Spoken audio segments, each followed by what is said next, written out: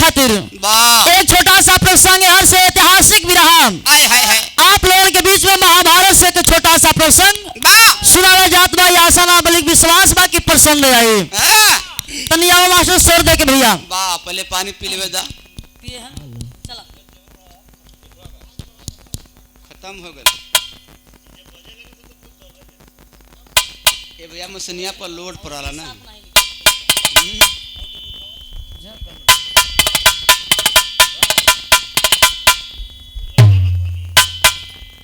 बहुत छोटे में भैया हमान छोटवा रही है अब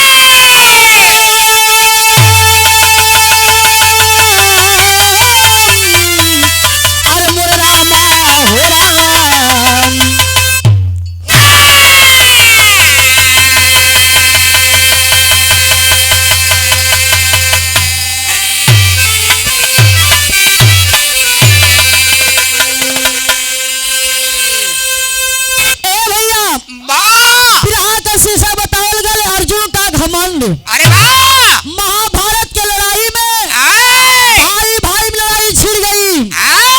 कौरव और पांचों पांडवों में बड़ी लड़ाई भले बाबू हो। पूरी धरती खून से लाल हो गई। देखा भैल का 4 लाइन भूमिका का भाव भैया।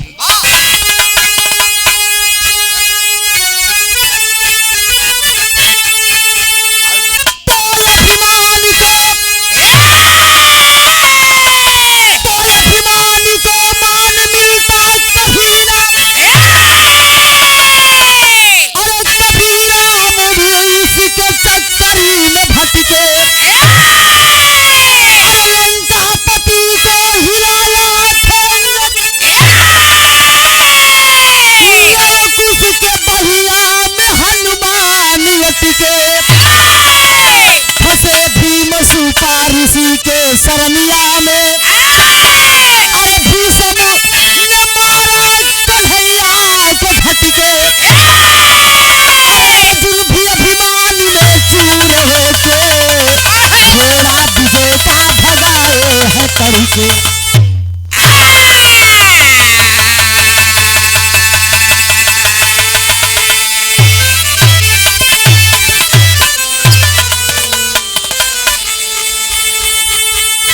अर्जुन भी अभिमान में चूर होके घोड़ा विजय का भगाए है करके। लड़ाई करके पांचों पांडव महल में अइलन। कुर्सी लगल पांचों भाई बैठ गइलन लेकिन अर्जुन से बर्दाश्त नहीं भइल। कुर्सी छोड़ के खड़ा हो गइलन। कहन कि भैया बड़ी लड़ाई कैली जल्ला हमसे बड़ा धनुधारी ए धरती पर माई के लाल क्यों लड़वैया नहीं के कहत रहल अर्जुन घमंड हो गया। जब घमंड हो गया तब देखा भाई का बिरहा में एक लाइन मिलल के भाव भैया।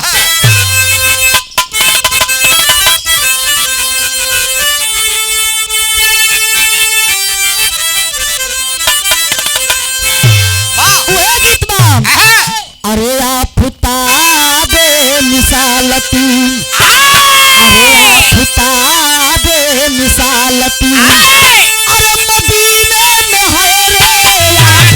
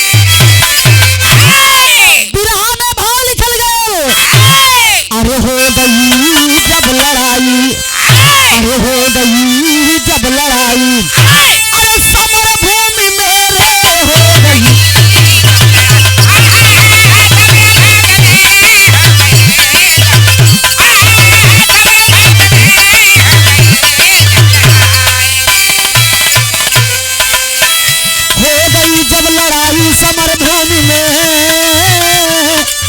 समर भूमि में रे समर भूमि में, अरे लाश पे लाश गिरती, अरे लाश पे लाश गिरती, अरे कुरुक्षेत्र मेरे लाश पे।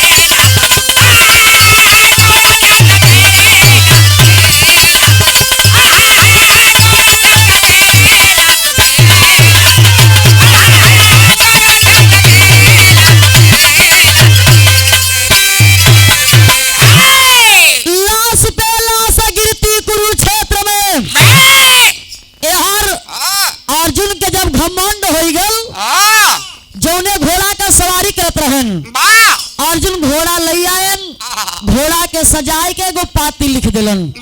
अब पाती लिख के बाबूजी घोड़ा के मस्तक पर बांध के 2 सिपाही लगवाए के छोड़वा दिहन। जा जा तो सबे मजा कर। घोड़ा चल रहा सायल का बिरहा में तर्ज लगे रखे।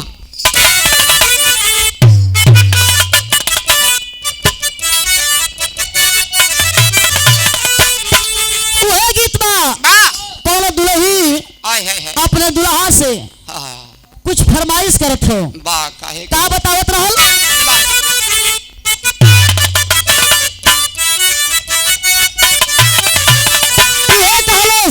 अरे गुरही जलेबिया, गुरही जलेबिया बिचाए पिया मेला में,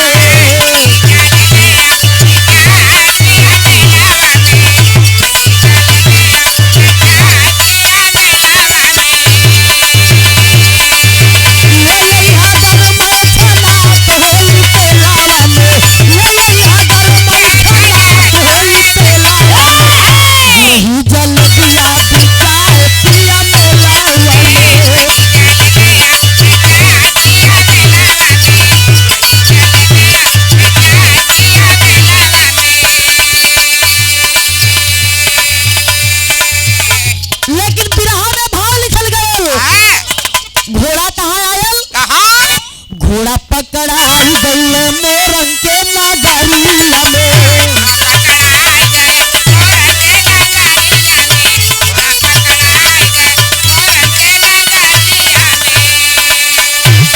हमरा ध्वज बेटा रहले बारी है उमरिया में, हमरा ध्वज बेटा रहले बारी है उमरिया में, घोड़ा पकड़ाई गई मोरंग के नगरिया में।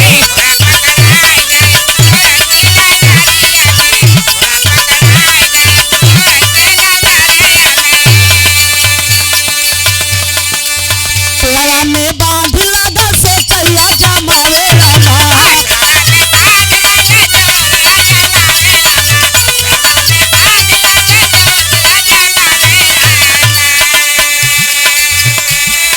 साथ में भवानावा के मार के भगावे रामा,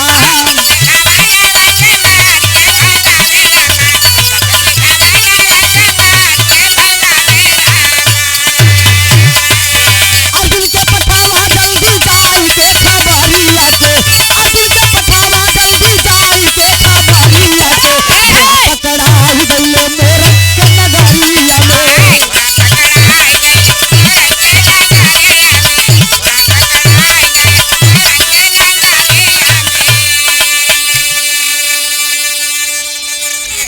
चलते चलते घोड़ा राजा मोरंग ध्वज के नगर में आता है। राजा मोरंग ध्वज का एक लड़का, जौने लड़का का नाम रहल तामर ध्वज। उम्र कितना बा? कितना हो? मात्र 12 साल। 12 साल लड़का का उम्र बा। घूमत टहरत बने में आयल, देखे से इतना बढ़िया घोड़ा, अरे इतना सुंदर घोड़ा हुआ ये जंगल में। तामर ध्वज ले जाए के पेड़े में कस कस बांध दिए, तब ले जवन 2 सिपहिया रहन, दुन्नू आई गइलन। कहलन के लड़का घोड़वा पकड़ लेलस। कहलन के लड़के ई घोड़ा छोड़ दे। कहल काहे? कहल ऐसा ऐसा घोड़ा नहीं बाबू, तोरे ना समझ में आओ तो पाती लगल, पाती निकाल के पढ़िला। तामर ध्वज पतिया पढ़े तो कहा ये मैं तो अर्जुन का ऐलान हो,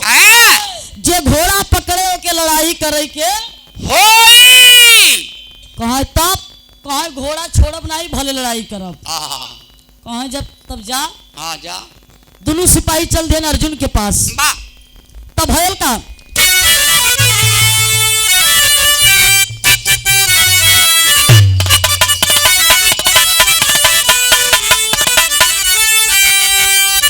गीत बा।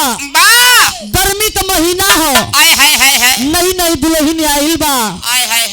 पहली रात के बात हो।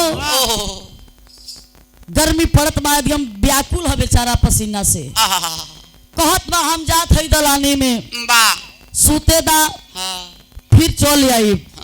मेरा रुआ कलश की ठीक हो जात हुआ लेकिन यहाँ जरूर टाइम से चली गई है। बेचारू सूत गए बहरे जब पुरवैया खेले सी नींद लग गई। तब तो पूरी गए। सुबेर हो गया आई के दुआरी पर थुथुन लटकाए कर टुकुर टुकुर ताकत हुआ। मेरा रू कलश हो हमार तक कर्म फूट गयल। जो ऐसा मन से धू मिल गए। ऐसे छाती का बहुए ठीक है। दुल्हन बतावत बा उहे गीत हो भैया कैसे।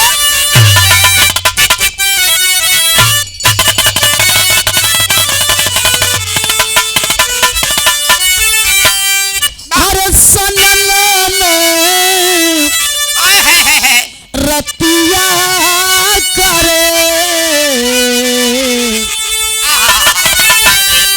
अरे सनल में रतिया डोल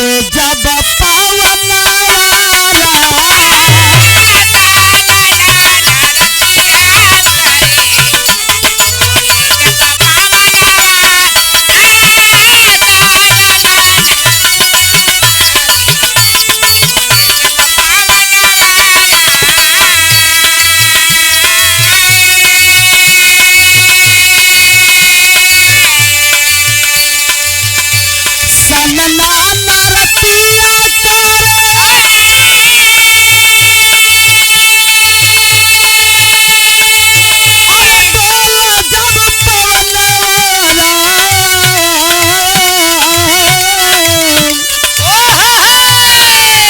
नंदी अपने भौजी से कहलस कही दा भौजी भैया जी से।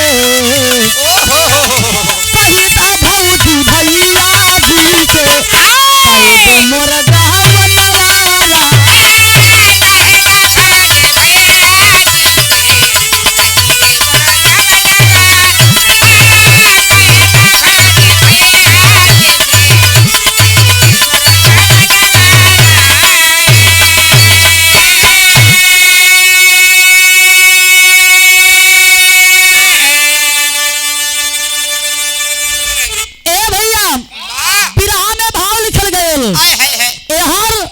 देखा समय बीतल हो। आखिरकार सिपाही अर्जुन से कहन कि तोहार घोड़ा पकड़ाई गयल। कहा के पकड़ कहा के 12 साल का लड़का कहा चला देखी तो। चला चल दहलन। तब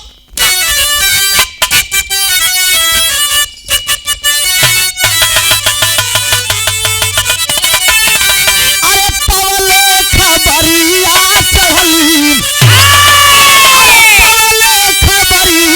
चढ़ली अर्जुन का पुतरिया।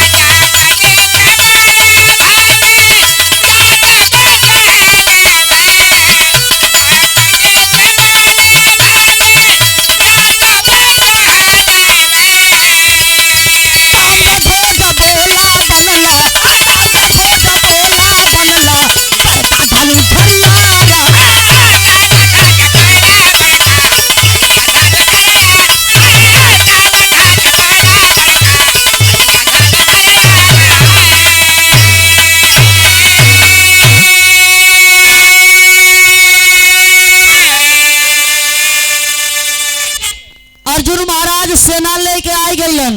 आय है कहलन कहाँ हो लड़कवा? हाँ कहला का पेड़ के नीचे बैठल बा। बा अर्जुन महाराज गलन करो ए लड़के ए घोड़ा के छोड़ दे। हाँ तामर ध्वज कहला ये अर्जुन हुआ। हाँ अरे ये तो वह अर्जुन हयन हाँ जो 5 जने मिलके के मेहरारू नहीं बचा सका रहे। बड़का लड़वैया बना था। हाँ लड़ाई हुआ। अर्जुन कहीं सरवाई पोथी पत्रा लेके बैठा हुआ ये का? कैसे जाना था? कुछ जाना था। हाँ कल बेटा मान जो हाँ तुहार उम्र बड़ी नाजुक हो भैया। वाह जा खा नहा सुता आराम करा, लड़ाई करे को उम्र नहीं बा। तामर ध्वज कहे सुना हाँ बड़का लड़वैया है ना तो आज हमार तार फरियाए जाए, लेकिन घोड़ा छोड़ब नहीं। कहला चला तब लड़ाई के मैदान में चल देहलन। तो भयल का चोरिया के भाव लगे भैया।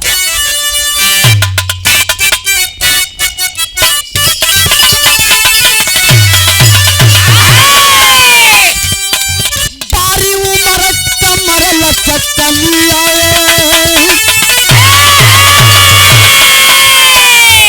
बारी उमर कमर लचकलिया दरिया की के निहुर के पनिया गई के धीरे धीरे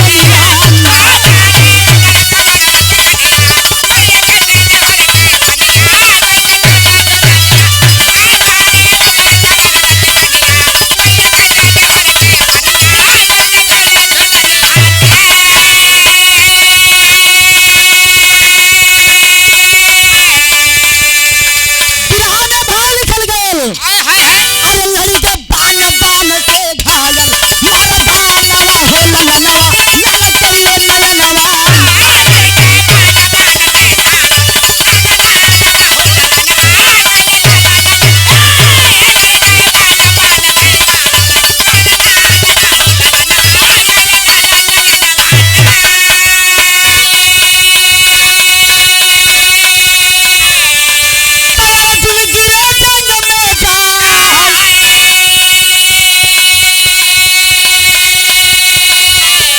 से लड़ने आए कन्हाई खरीदो नहु कायऊ हारी।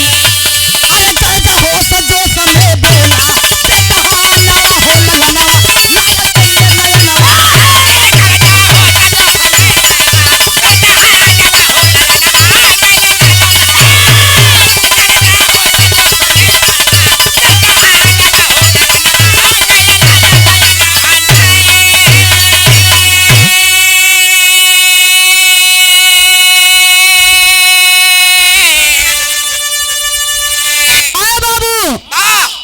लड़ाई के मैदान में अर्जुन पूरी सेना सजाकर धनुष बाण उठाए चल दिए। 12 साल का लड़का धनुष बाण लिया और पीछे पीछे वो भी चल दिया। अच्छा तो लड़ाई के मैदान में जब बाढ़ पे बाढ़ चले लगल भैया हो तो गौर करेंगे 12 साल का लड़का इतना बाढ़ चलाया जितना अर्जुन का सेना रहल पूरी धाराशाही हो गई। अर्जुन सोचलन कि हमें बतियाते रहल ये हमरे सेनवई के पूरा मार डाले काहे ना के मुआया दे। आखिरी बार निकाले जौड़े बाढ़ के नाम दिव्यास्त्र रहे बाबूजी धनुष पे चढ़ा करके बाढ़ के अर्जुन छोड़ दलन। जौने समय बाढ़ के छोड़लन हम गौर करेंगे उस बाढ़ का जवाब देने के लिए उसके पास कोई बाढ़ नहीं बचा है। लाचार हो गया, लाचार होकर के मुरली वाले कन्हैया को पुकारने लगा। ए मुरली वाले कन्हैया, जब जब भक्त के ऊपर विपत पड़ल तब तो प्रभु आपे गुहार सुनला पुकार सुनला। आप चाहबा तो हमार जिंदगिया बच जाई और आप चाहबा तो यही हमार जिंदगी समाप्त हो जाई। मुरली वाले कन्हैया बंसुरी बजावत रहलन, कान में आवाज गयल कहलन कि हमार भक्त बड़ा संकट में बा। उंगली उठाए अपने अंगुली से सुदर्शन चक्र को बाबू छोड़ दिए और सुदर्शन चक्र जाए के लड़का के चारों तरफ घूमने लगा। बीच में वो लड़का खड़ा है, वहीं से अर्जुन को बाढ़ वापस हो गई। जब बाढ़ वापस हो गई तब अर्जुन घबरा गईलन। कहलन कि जौने लड़कवा के मारल चहली कन्हैया जी काहे बचौलन, कारण का हो? चल दे पता लगावे तो बिरहा में गीत लगल भैया।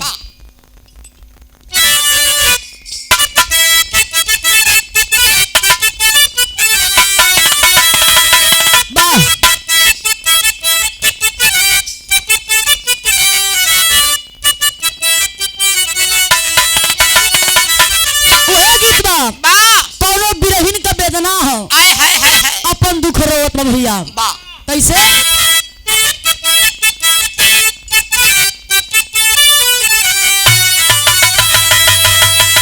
जब से पिया गईले पारे देशवा सखिया जब से पिया गईले पारे देशवा सखिया सने सवा नया आज भेजले ये दिया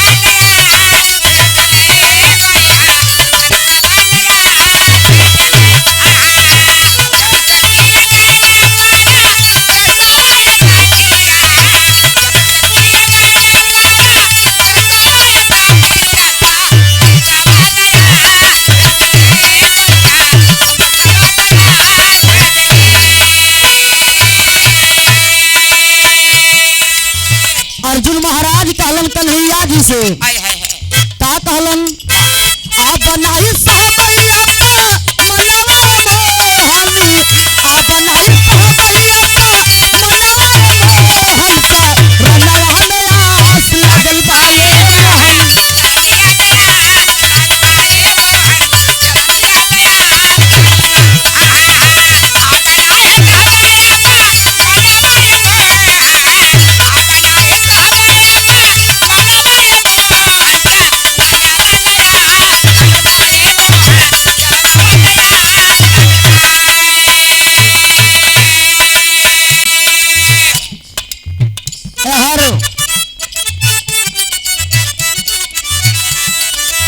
अर्जुन महाराज कहलन कि बहुत बड़ा हमरे संगे धोखा कैला जौन लड़का के मारल चाहली काहे बचौला का कारण बा कन्हैया जी कहन कि भक्तों में सबसे बड़ा वो मेरा भक्त है कहे विश्वास नहीं बा कैसे विश्वास है कहा जब लड़का का परीक्षा ले तब कैलन का साधु वाला भेष मोहन निहल बनाई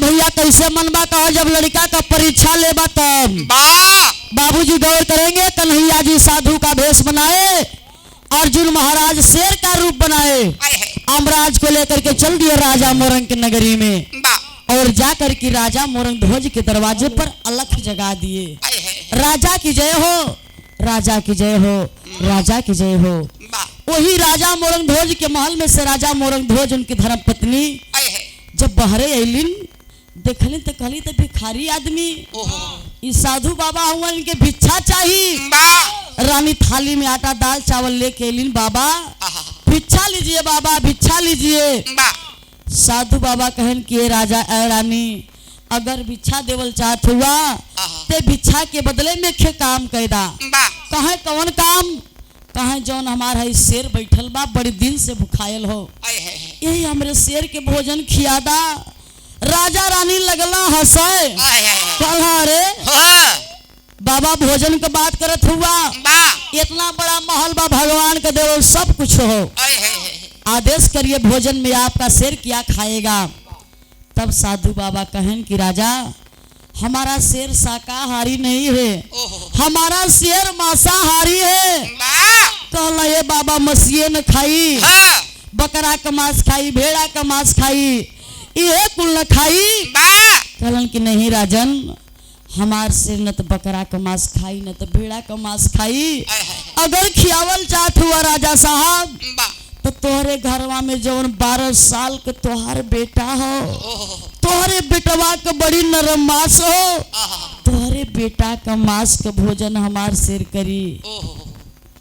इतना बतिया सुनल राजा रानी के पैर तले जमीन खिसक गयल।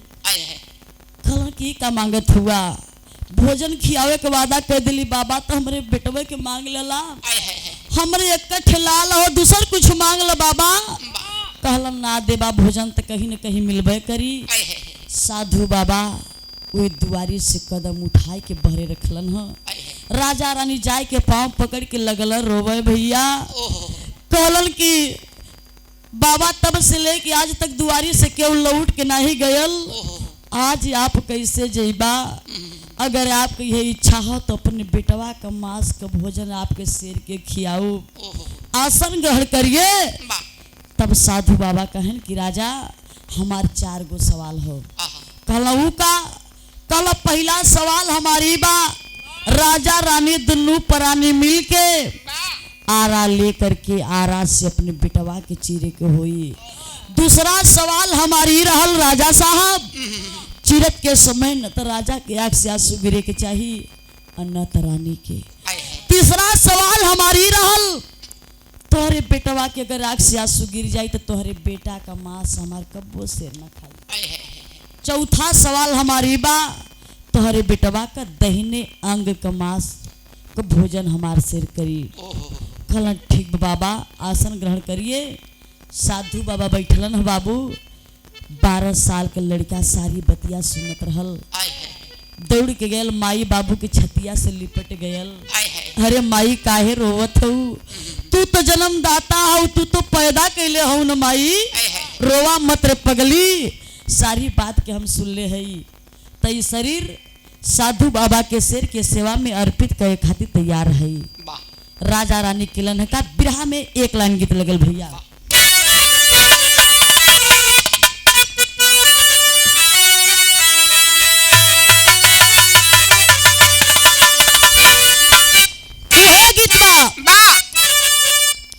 पहले के जवानी में पहले के कलाकार गावे तो कुछ चीज गावे, जैसे बनारस के धरती का स्वर्गीय बुल्लू गुरु जी, स्वर्गीय रामदेव गुरु जी, मिर्जापुर का स्वर्गीय पंधारी दादा, प्रयागराज का स्वर्गीय हैदर अली जुगनू जी, राम कैलाश दादाजी, इन लोगों के हम देखबे ना कैली। तब तू पेटे में रहलू। लेकिन बाबू लोग बताओ बुल्लू गुरु जी गावत रहना गीत के, कैसे गावत रहना भैया?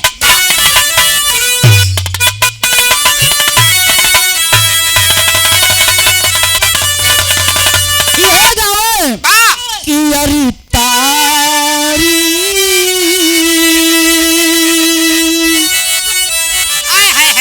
अरे तारी कितनी नील गगन की तारे।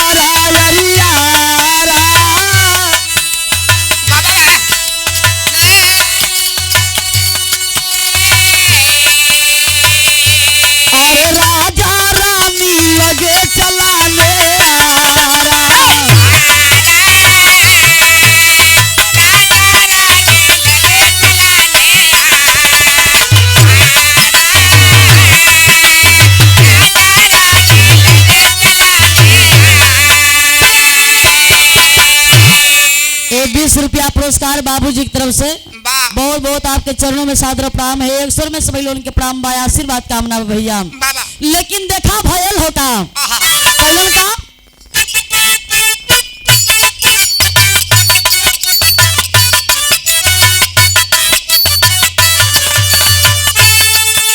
सिर पे यारो चले लाल के धरती डगमग डोले हो, धरती डगमग डोले।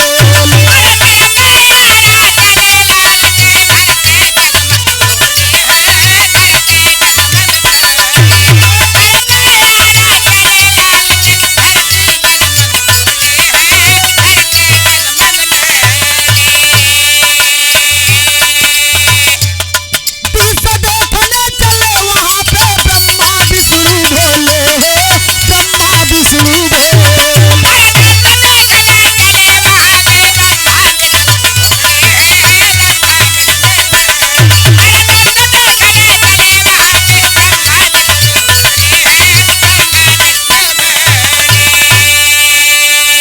अरे लालन को भाग कर दिए, अरे भगवान भक्त से हारा रे यारा।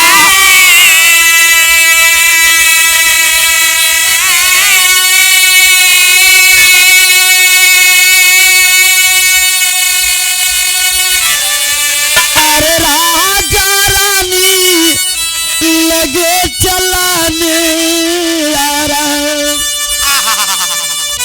ए भैया हो, आए है राजा रानी अपने बेटवा के सर प्यारा रख के एक बार रानी खिंचली, एक बार राजा खिंचलन। ओहो सर से खून का धार चल जलस बाबू।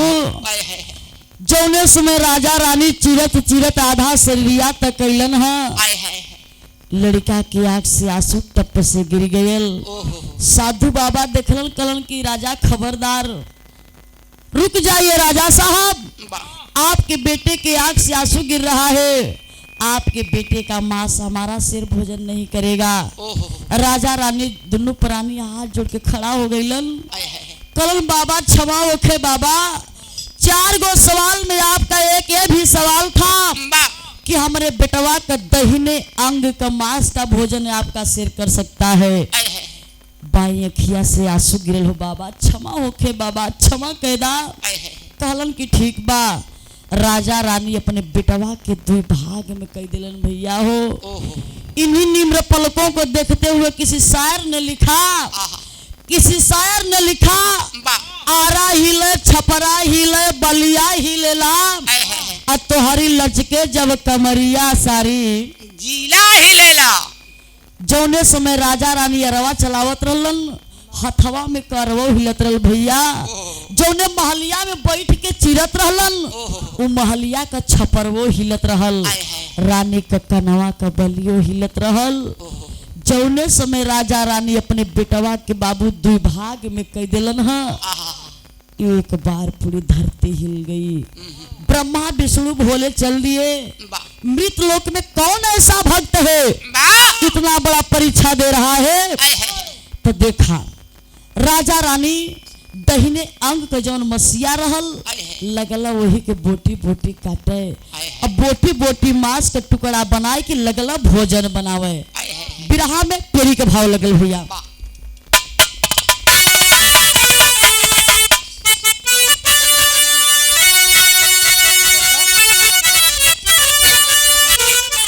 अरे सागर से वाह सिप्पी मोती छा गई हो। अरे सागर से सिप्पी मोती, सागर से सिप्पी मोती छा गई। चटई चाह के पाके अंधकार की ज्योति, चटई चाह के पाके अंधकार की ज्योति, सागर से सिप्पी मोती छा गई। ए बाबू हो, वाह भोजन बन के तैयार हो गए तो भैल का बिरहा में अल्लाह के भाव लगे।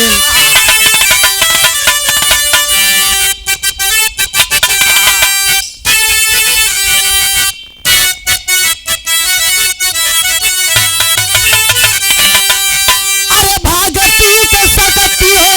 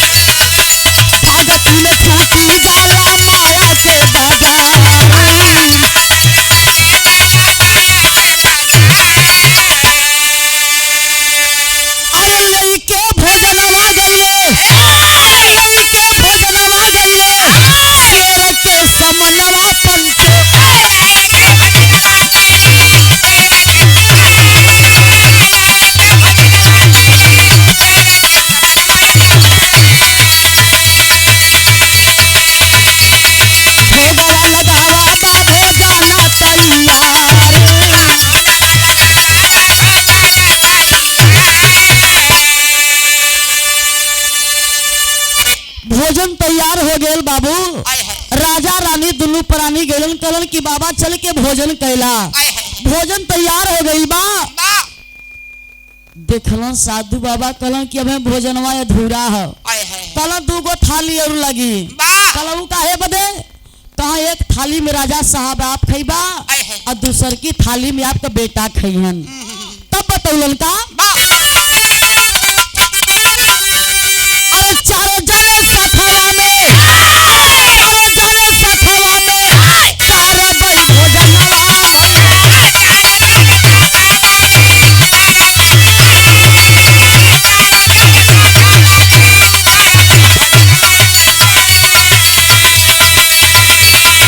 जानकी बुलावा कहा लाला ना तोहार।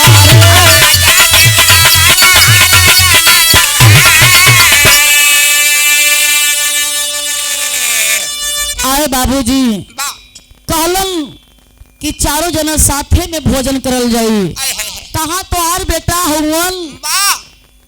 राजा रानी दोनों प्राणी हाथ जोड़ के खड़ा हो गइलन। बाबा ऐसा ताना मत मारा बाबा, वही बेटवा का मांस का भोजन तोरे सिरे के आगे रखल। कहत हुआ हमार बेटा कहाँ हुवन? कहलन कि एक बार अपने बेटवा के बुला के देखा, तोहार बेटा जरूर यहाँ। कहा हमके विश्वास ना बा। कहे विश्वास नहीं बा लेकिन आस हो। एक बार आवाज लगा के देखा, राजा मोरंगध्वज अपने बेटवा के लगल पुकारे।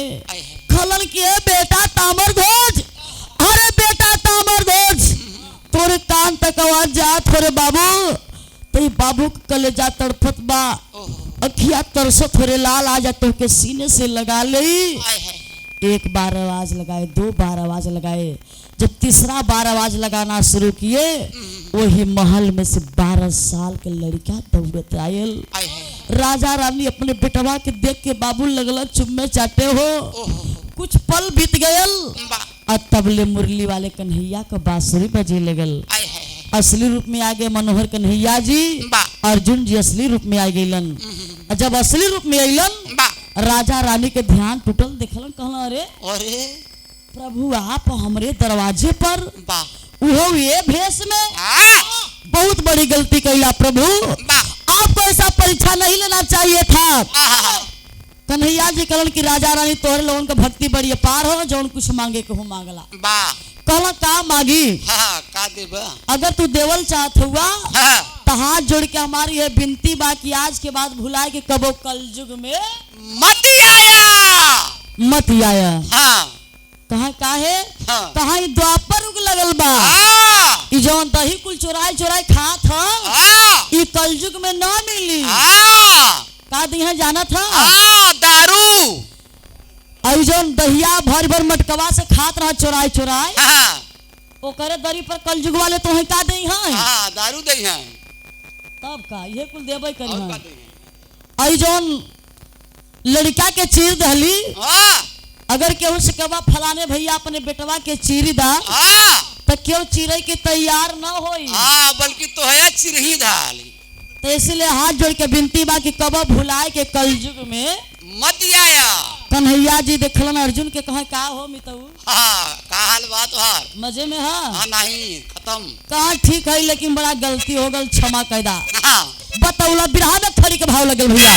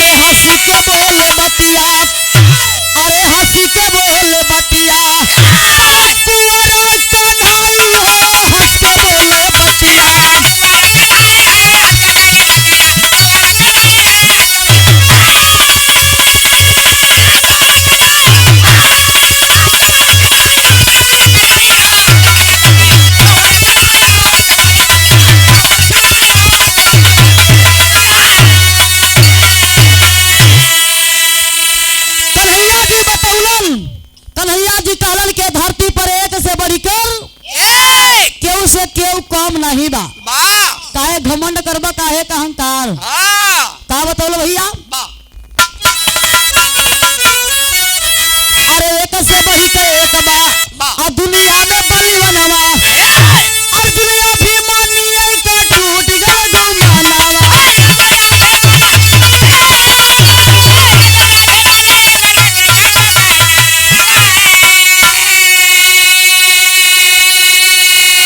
माफी मांगे पारस जी सिरवा झुकाई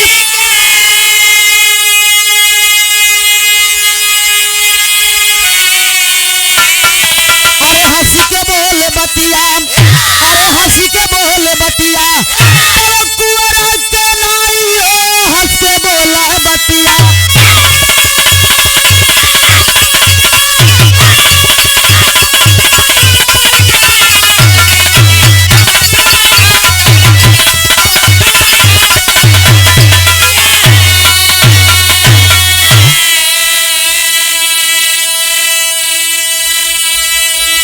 कन्हैया जी कहन के धरती पर एक से बढ़ी कर एक वाह कोई सोचे कि हमरे इतना जमीन बा हाँ हम इतना बड़ा मनई है हाँ हाँ? तब हमारे द्वारे चाट है ट्रक खड़ी है हाँ हाँ?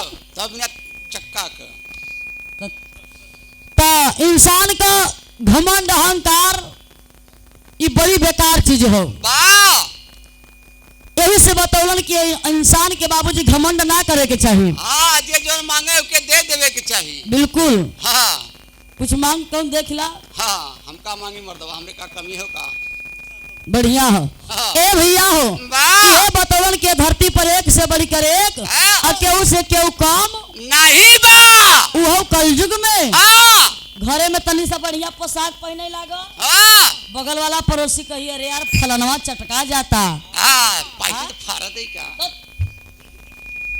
केहू के देख के केहू बर्दाश्त करे वाला नहीं बा वाह भाई भाई के बंटवारा छोड़ा कलयुग में तो माई बाबू के मनई बांट देथन वाह बड़का भैया कही है कि एक महीना माई के तू खियाइला हाँ और एक महीना बाबू के हाँ जे पैदा करता ओके मनई बिच्चे में हाँ बुढ़ाई दाम जल गेल कहते बुढ़िया बुढ़वन की बंटवारा में चल रहा है हाँ वही हो हाँ? बारी जमाना बारी। कहाँ से कहाँ जात बा हाँ हाँ हाँ तो काहे के घमंड काहे का अहंकार अहंकार है भगवान का आहार हो आहार है भैया घमंड ना करे के चाहिए वाह कहना है आखिरी लाइन में गुरु बिहार गुरु पत्तू दिल से झुमर पावन कहाँ से पुरुष लड़की